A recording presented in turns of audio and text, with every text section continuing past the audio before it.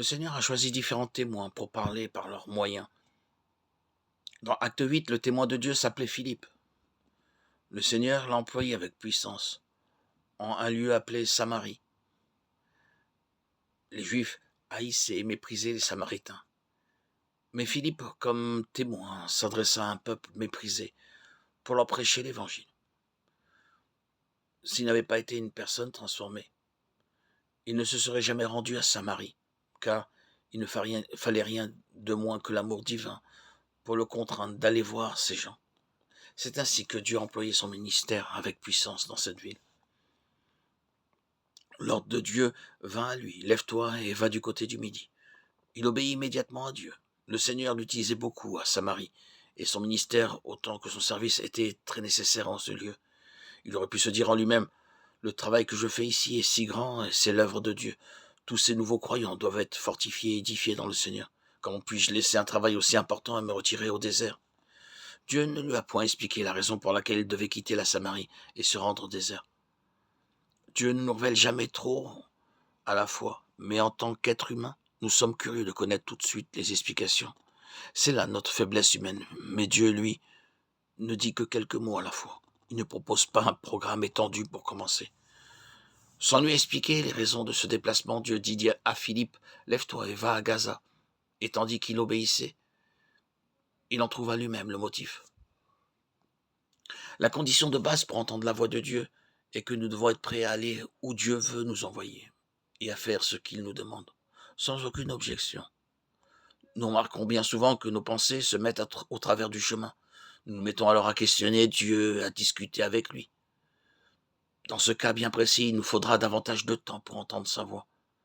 Par contre, si notre oreille est sensible et réceptive, nous entendrons indéfectiblement sa voix avec netteté. Il nous faut tout simplement être obéissant, tel que l'a été Philippe. Il se rendit au désert. Il y rencontra un homme voyageant dans un char.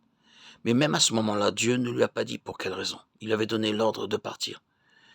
Philippe aurait pu penser, j'ai l'air de courir derrière ce char comme un brigand. Cependant, il n'a pas questionné Dieu.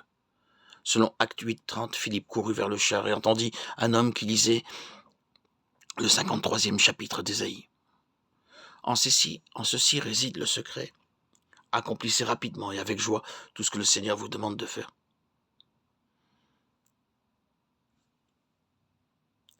Ainsi, vous pourrez être tout à fait attentif à écouter lorsque Dieu vous parle, à être attentif.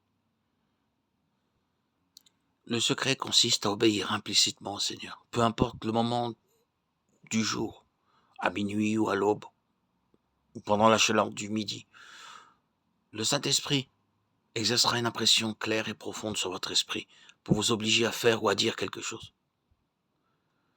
Dieu n'a point annoncé à Philippe le sujet sur lequel il devait prêcher, mais nous voyons clairement que ce qu'il a dit était prononcé sous la contrainte de l'esprit.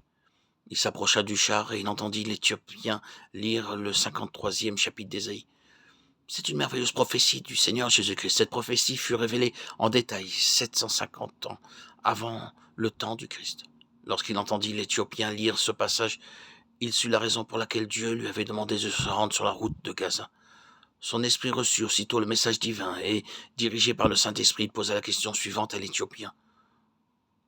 Comprends-tu ce que tu lis?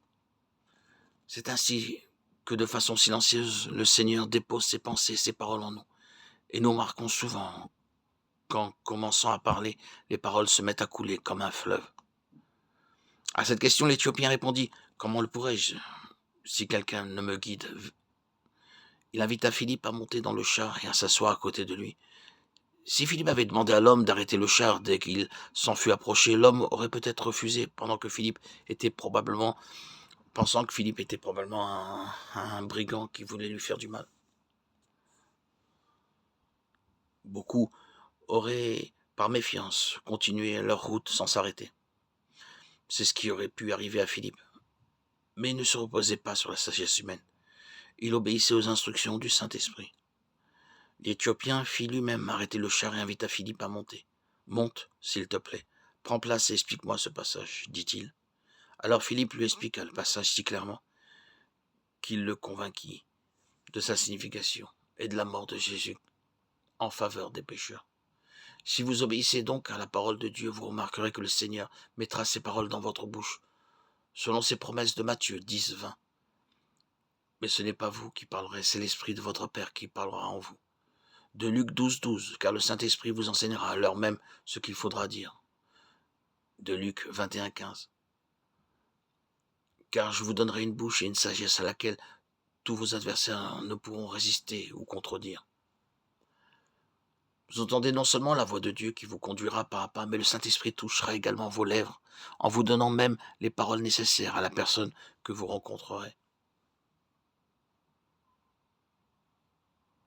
Le Seigneur mettra des paroles justes dans votre bouche, à l'intention de vos amis, des membres de votre parenté. Même si vous n'entendez pas clairement la voix de Dieu, le Seigneur vivant déversera en silence ces paroles dans votre bouche pour vous employer comme son porte-parole. Ainsi, vous deviendrez une source d'inspiration, de force et de joie pour beaucoup. Quelle joie d'obéir à sa voix.